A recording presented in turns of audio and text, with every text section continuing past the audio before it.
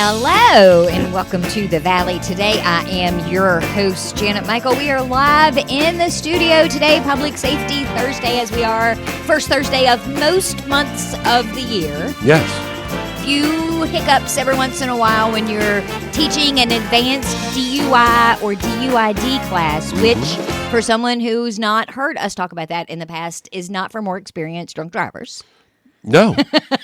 It's for those who are looking to take the experienced, the inexperienced, the frequent flyers, the one-time deals to get those impaired drivers off the road. So, although people do get a kick out of me telling them, I always ask you, so is that for like the more experienced drunk drivers? And they think that's funny. So yeah. I at least get a giggle.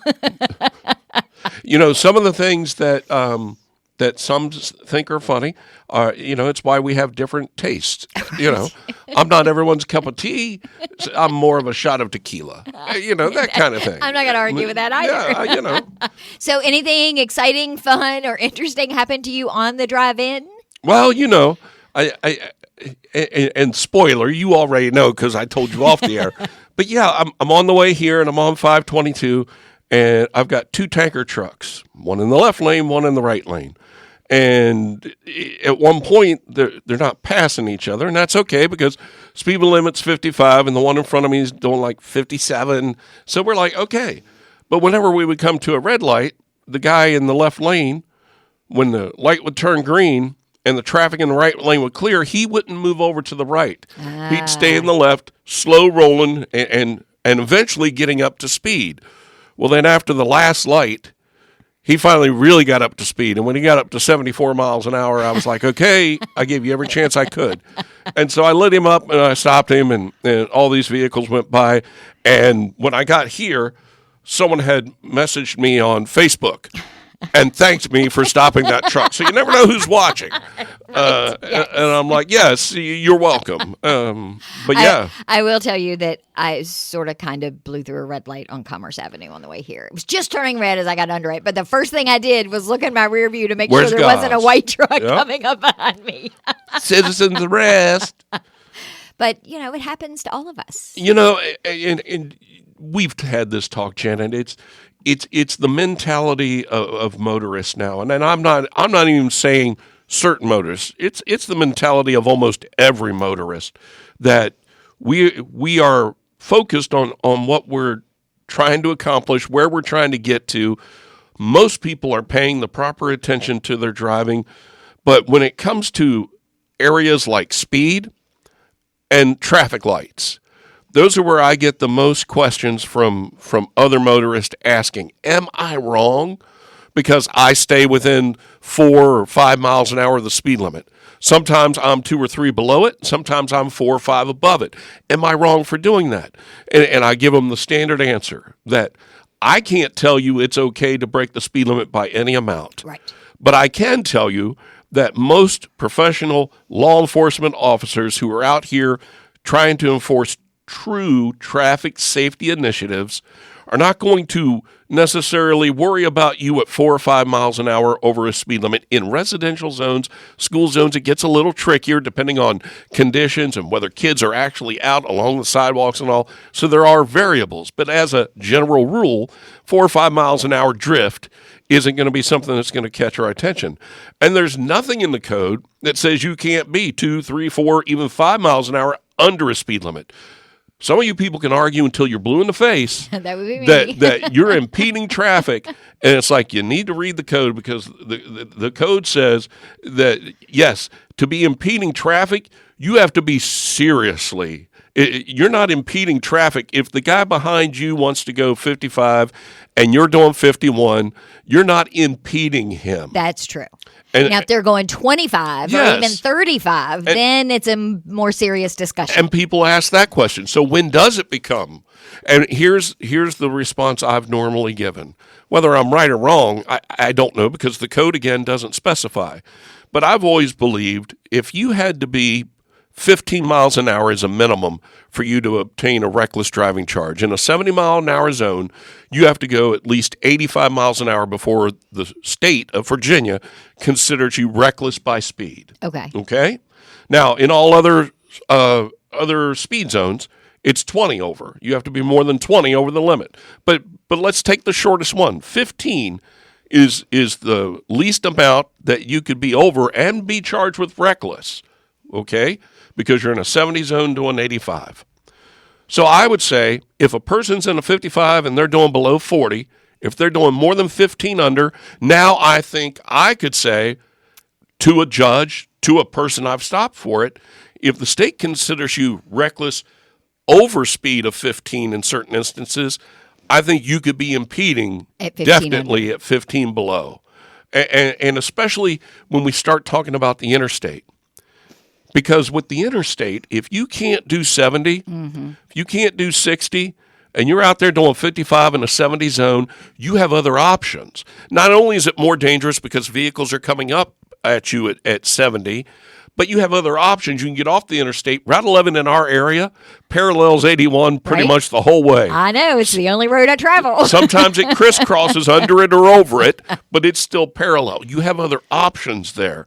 Now, when you're on a two-lane road like Route 11, and if the speed limit's 55 or even 45, and a person feels more comfortable at 50 or 40, depending on what that is, that 5 mile an hour difference, there's nothing that says that you as the person behind them have any right to go that speed limit versus them not having that same ability to go below, because neither one of them are a right.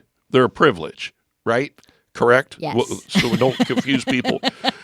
And so this is the common sense part of traveling, driving, and enforcement that I've always tried to keep in mind when I'm talking about traffic safety. Let me tell you, and I'll be honest. Well, I don't want you to lie to me. There are days, if I'm off duty and I'm wanting to go somewhere and the road is clear, the road is dry, the sun is shining, and the speed limit is 55, I want to go 55 too. And so if there's someone in front of me at 45, I'm going to be like, Seriously? Oh, yeah. That happened to me on Route 11 on my way into Winchester just 2 days ago. So I understand the frustration, but from a totally enforcement standpoint, I don't believe that it's an automatic pullover. And I don't, people that want to talk about how people should properly merge onto the interstate and should be getting up to speed. I agree with that. But at what point do they get up to speed? Because I've seen some of you on the ramps that as soon as you enter the ramp, you're at 70. Yeah. You're at 70 as quickly as you can, even though that turn coming up ahead is recommended at 45. Okay? But you're like, well, I want to be up to speed when I get there. Okay, what if you get there and there's a line of traffic and you can't get in? Because 81 has also been known to back up occasionally. What? So there is a point in time where I could look and say, okay, you may be right that, yep, you want to get up to speed and merge on safely, but you should also be planning a little better and maybe waiting a little longer. Are there people, though, that get to the end of that ramp and they come on over to the left and they're still 45, 50 miles an hour, and you're like telling your passenger, hey, run up there and tell them to speed up, So, and to be clear, I am not either one of those people, because I can confidently tell you that it has been 15 years or more since I have ever driven onto an on-ramp, onto 81, or gotten off of one. So I just don't drive 81, period. More power to you, sweetheart. I just Some of us have to. And it's like what you've said in the past. I allocate extra time. So I know when I'm going to Winchester from Middletown, I give myself an hour. It's not going to take me an hour in most cases to get there, but I adjust for the grandma who's in front of me, or the student driver, or whomever, and give myself that extra time. Well, and it's like right turns on red. People get angry when they're sitting in line and the car in front of them does not turn right on red. A person is not required to make the right on red if they don't want to. What? I didn't know that. Yeah, why? You don't have to. Oh, well, you probably should, because Read the I code. would be one of those people going, dude. 46.2-835, code section for right turn on red. Okay? It says a driver may make a right turn on a steady red ball. I think it says ball, because it can't be a red arrow. Because if it's a red arrow, that means no right turn is allowed. Or if there's a sign that says no right turn. So it has to be the red ball. They may make that after stopping and ensuring that it's safe to do so. It does not say a driver shall make that right turn on red. So it may frustrate you all get out, but they don't have to do it. So I'm going to blame the English teachers because I don't think they're doing a very good job of teaching our children what those words mean. On that note, because now they're going to call. Let's take a break. They're going to call you. And when we come back, we had a listener call in. Richard Poling called in and had a seatbelt question. So can we answer Richard's seatbelt question in the next segment? Well, since we just wrapped up Click It or Ticket, I'd be more than happy to. We're going to do all that when we come back. We are, again, live in the studio today for Public Safety Thursday. Captain Warren Gosnell sitting across the desk from me from the Frederick County Sheriff's Office. We're going to come back and talk more with him in just a couple of minutes. Okay, what are you doing with your kids all summer? I can't do another screen time marathon every time it's too hot outside or I need to work. Same. That's why I signed mine up for Typewriter Studio camps. Oh, I've seen that place. In Old Town Winchester, it's cute. Art, right? Yeah, but way more than that. Confidence, goals, history, culture, with real art educators. And different camps every week. My kids actually grow there. Wait, what ages? 1st through 8th grade, June through August. Half or full day. And you can even stack with the Discovery Museum. Okay, that's smart. Starts at just $180 with sibling discounts, so both of yours can go. Send me that link. Already did. It's typewriterstudio.org. Oh, and use code FULLDAY at checkout for 15% off the PM camps. Don't waste another summer. Have your kid explore, play, create cool art, and build friendships in a safe, creative space with limited class sizes and licensed teachers. Visit typewriterstudio.org and click Summer Camps. Use code FULLDAY at checkout for 15% off the PM camp. Additional savings for members.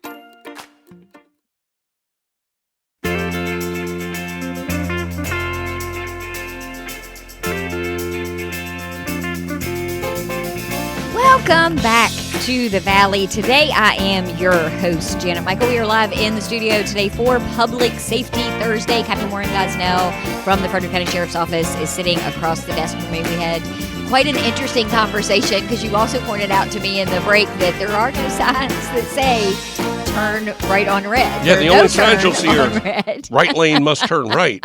There are no signs that tell you to turn right on red. So here's the code, because believe it or not, Janet, there are people who have questioned me before when I've given answers to stuff. I mean, like, especially on social media, but they'll usually use their anonymous thing. And I'm like, yeah. But they'll actually question it and say, you're wrong. And it's like, I can't say I've never been wrong.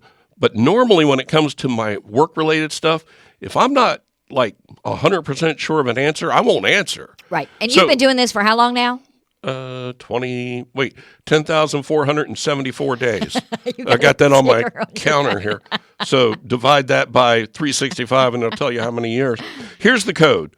Notwithstanding the provisions of 46.2.833, except where a traffic control device is placed prohibiting turns on steady red, vehicular traffic facing a steady red circular signal after coming to a full stop may cautiously enter the intersection and make a right turn. It doesn't say that they shall, they will. Notwithstanding the provisions of 46.2.833, which is red lights, running red lights, except where a traffic control device is placed permitting turns on a steady red, vehicular traffic facing a steady red arrow after coming to a full stop shall remain standing until a signal to proceed is shown. I don't make this up. If it's a red arrow, you can't turn right. And because people say, well, there's no sign. You don't need the sign. It's one or the other. You could have both. But if you have one or the other, even if you have the red circular signal, but there's a sign above it saying no turn on red, there's no turn on red. If it's a red arrow and no sign, no turn on red. If it's a red arrow and a sign, really, really, really, no turn on red. So honest engine, no turn. There you go. And I don't write the codes. I've said this before. It's your job to enforce them. But when it comes to 46.2, the motor vehicle code, I try to know it. And so there you go. Person doesn't have to turn right on red. A person does not have to maintain the maximum speed limit. And so the speed limit is just that. It's the maximum you're supposed to go. It's not everybody on this road, go 55. Now, Do we want that? Yeah, we do. We want the smooth flow of traffic. We want people to be able to get to where they need to be and to get there safely. But the thing about why aren't you guys pulling these people over? That's exactly why we're not pulling them over, because the law doesn't say I can. Now, if it truly becomes a dangerous thing, and that's what gets a little subjective based on the amount of traffic, the weather conditions and such, because there are plenty of times on a 55-mile-an-hour road on a wintry day, I'm stopping people who are driving 55 because you're driving too fast for the conditions. Right. So there are different times where you could take code sections and say, okay, this applies, but on a general rule, just because it's posted 55 doesn't mean they have to do it. But I'm like you. I'd like to see them at least within 5 miles an hour of it. Okay? Yeah. I always wonder if it's because they didn't see the sign, particularly on roads where maybe they're 35 and then they go to 45 and then they go to 55. It's you mean did like miss coming that into 45 Front Royal? sign? Yes. When it goes 55, 45, 35, 25, 35, 25, 35, 25. I'm like, if I'm ever going to get pulled over It's for gonna be speeding, here. it's going to be in Front Royal because I missed a sign, you know? So That's good to know, too. That's my only thing. Hey, I love you guys over here in Warren County and Front Royal. I love you brothers and sisters in law enforcement. But talk to your town council, your board of supervisors, and be like, okay, let's set it. Let's pick From one. this line to this line, let's just pick a speed and stay at it. So let's talk seatbelts. Yep. Because that was a listener question. If you have a passenger in your vehicle who refuses to wear their seatbelt and they are an adult and that driver is pulled over for a broken taillight or speeding or running a red light or any of those things, who gets a ticket in that situation? If it's an adult that's not wearing a seatbelt that isn't the driver, number one, let me remind people, in Virginia right now, you can't be pulled over for that. The only time you can be pulled over for lack of a seatbelt or a proper restraint is when it's a juvenile that is unrestrained, whether it be a child, whether it be a teenager. If they're under the age of 18 and they're unrestrained anywhere in the vehicle, you can be stopped for that. Now, based on the age there, 6-year-old, 8-year-old, 10-year-old, not wearing a seatbelt, Not in a car driver's seat. getting it. Okay. All right. Once I get to about 13, 14, and especially near the time that they either have a driver's permit or actually have a license, they get it. You've gotten your license. You know what the rules are. You're not following the license. You're now And it responsible. doesn't affect them, folks, before you start screaming, well, now you've hurt their chances of it. It doesn't go on a driving record. It's still just a civil penalty. But you also try to teach responsibility. And I don't know, if I were a mom or dad and my 16, 17-year-old was refusing to wear the seatbelt, number one, there's a way you could be handling that as a parent, but I won't tell you how to parent your child. But I would like to think that if someone like me came along and said, well, Billy Bob, Mom says she's tried to tell you before to wear your seatbelt and you've said no. So I'm going to help Mom out a little bit. I'm going to issue this to you. It's a $50 civil penalty. You'll be able to pay that here, here, here. Now, Mom and Dad may still have to pay it, but hopefully hearing it from the authority figure who they now can turn their anger to, the child, Right. and turn it away from Mom and Dad. I can't believe that cop gave me that. And Mom can be like, I know, sweetie, I tried to tell you. I know, Mom, I'm sorry. I love you.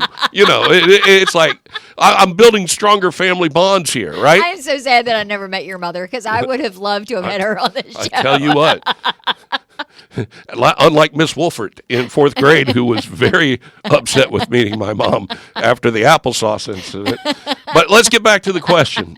So those are when you can be pulled Minors. over for anyone under 18.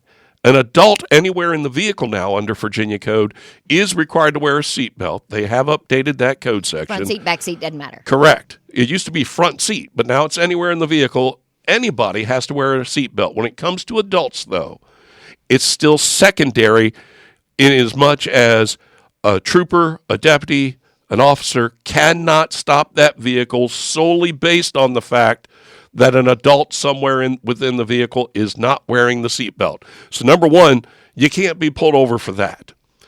But you've got a dead inspection. You get pulled over. your passenger, who is an adult, is not wearing a seatbelt, that adult is going to get the civil penalty. The non-driver, not the driver. Correct. The person without the belt on is going to get the civil penalty, not the driver. Now, we just wrapped up Click It or Ticket, and so there may be a few people out there that have a couple of these. Look at it this way. There are certain things that even if you don't own the vehicle, if you're the driver, you become responsible for. I stopped a car yesterday. Inspection expired in August of 2021. August of 2021. I stopped the vehicle, talked to the driver. He goes, "What did I do wrong?" And I'm like, "Well, this vehicle hasn't been inspected in 5 years." He goes, "Yeah, it's my brother's vehicle. I keep telling him he needs to get it done." Okay. And yet, you said, "Give me the keys. I need to make a run to the grocery store." So why are you driving it? Well, my vehicle's in the shop. I had to borrow the vehicle. I said, "Okay, well, it's expired." I come back a few minutes later with a summons. I said, "Here's a summons for an expired inspection. Explain the options." He goes, "Okay, this is for my brother, right?" And I'm like, "No, sir. This is for you." He goes, "But it's my brother's vehicle." But you were driving. So there are certain instances where it doesn't matter who owns the vehicle. If you take it out on the road, if you didn't check the tags before you got in it and you borrowed it from a friend and didn't know that the tags were expired or the inspection or anything, that's a tough situation. Your friend's not a very good friend. I've had people where friends have asked another friend, "Hey, can you drive?" And the owner of the vehicle is in the passenger seat with the friend driving, gets pulled over for the dead tag. I've had it. And the driver looks at me and goes, "What do you mean?" I'm like, "Well, the tags are expired by 2 years." And I look and I said, I've been down, you all can't see, but I've been down and I look in the window and I said, "Aren't you the owner?" And I'm talking to the passenger. He goes, "Yeah." And I said, "Do you know your tags are expired?" He goes, "Yeah. I just haven't been able to get it done." And the friend driving just looks over and I'm like, "Oh, there's going to be a rolling domestic later." So there are certain instances, though, where when you operate the vehicle, you become responsible. But in this situation with the seatbelt, Richard, if your buddy's refusing to put a seatbelt on, drive extra cautiously, and let's hope that nothing bad happens. But if you were to get pulled over for some other reason, he would be the one to get the seatbelt ticket, not you. And in this instance, we know the backstory. He's trying to help a disabled veteran, a friend out. And so he doesn't want to just point blank say, "I'm not taking if you don't wear your seatbelt." And so, you do what you can do. But that's the answer to that one. So you just mentioned about somebody that had registration dead for 2 years. Mm-hmm. Remind me, what is the law on that now? Do I have 90 days to get that done? No.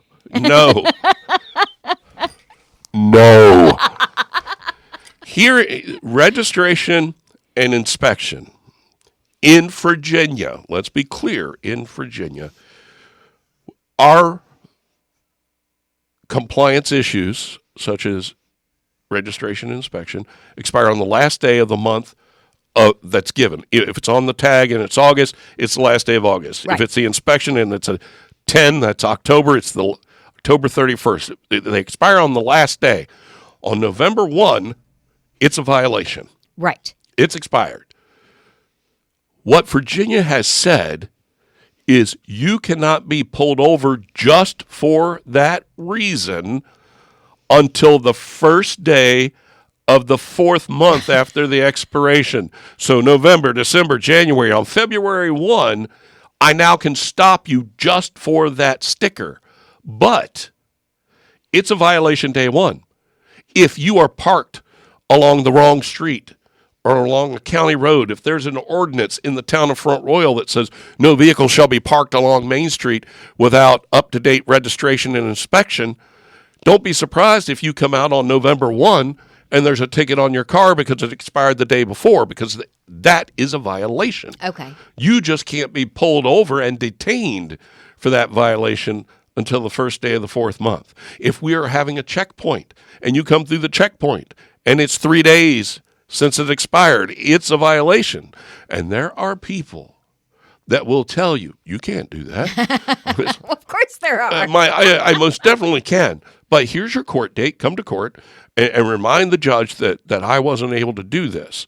And we will explain this again. When people get pulled over for speeding, and then, well, what's up with your inspection?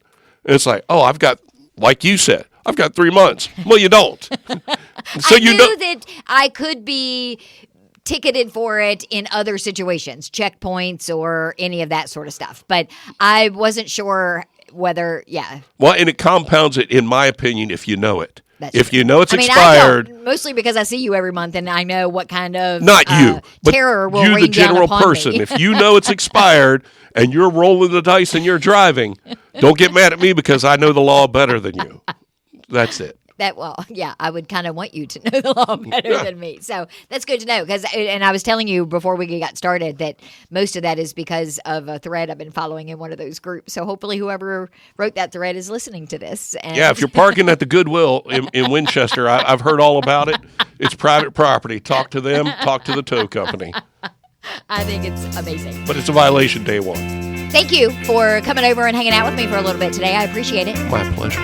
I will be back tomorrow. Brand new episode of The Valley today, a few minutes after noon. As always, a little bit of a change up tomorrow. I had intended for you to talk with Andrea Cousins or hear from Andrea Cousins from Winchester CCAP, but instead it's going to be Robin Miller from Watts, Winchester area temporary transitional shelter. We're going to talk about all the things that they've got going on through the summer, along with some of their fundraisers, things along those lines. Andrea will be back on Monday, and we're going to have a great conversation about a really cool program that she's got going on. So have a great rest of your day and stay by your radio so that you can hear that conversation tomorrow. Or follow The Valley Today on Facebook or in any of the podcast apps because you'll get to hear all the things. Maybe I'll get you to tell me that story about the applesauce and I'll put it on the podcast. Yes, please.